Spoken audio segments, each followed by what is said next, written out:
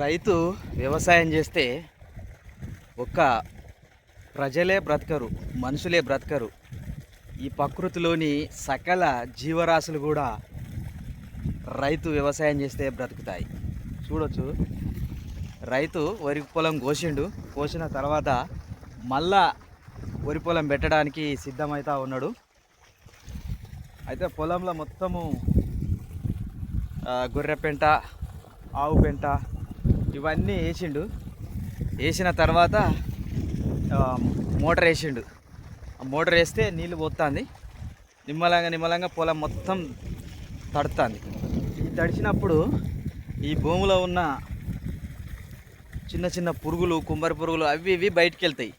ఆ బయటికి వెళ్ళినప్పుడు ఇట్లా ఈ కొంగలు, కాకులు, ఇంకా కర్రెపిట్టలు, ఇవన్నీ ఎరగాల కొంగలు ఇవన్నీ వచ్చి అందులో నుంచి వచ్చిన పురుగులను తీసుకొని అవి బతుకుతాయి.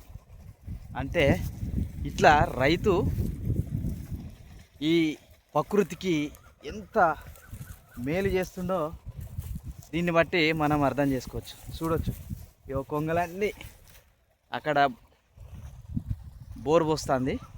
ఆ నుంచి ఇక పొలం చిన్న వారుకుంటాయి. ఈడు దాకా వచ్చింది. అక్కడ దూరంలో ఎరగాల కొంగ కూస్తుంది. ఇవన్నీ కొంగలు చూడొచ్చు. ఇక ఈ కొంగలన్నీ వీడికి వస్తాయి ఆహారం కొరకు, మళ్ళీ వస్తాయి. ఇప్పుడే కాకుండా మళ్ళా పొలము దున్నేటప్పుడు కూడా వస్తాయి, నాటేసేటప్పుడు వస్తాయి.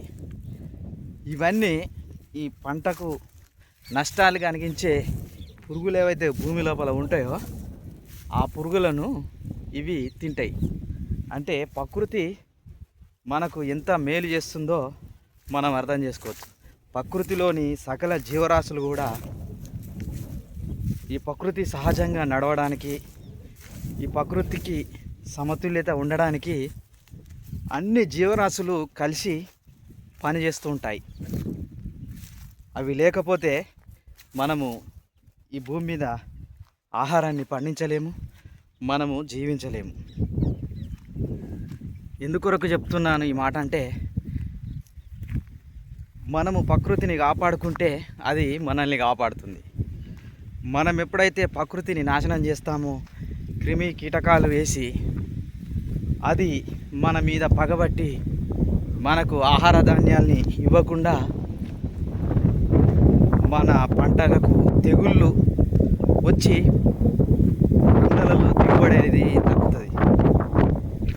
కాబట్టి ప్రకృతిని కాపాడుకుందాం, ప్రకృతి వ్యవసాయం చేద్దాం, ప్రకృతితో మమేకమై జీవనాన్ని కొనసాగిద్దాం.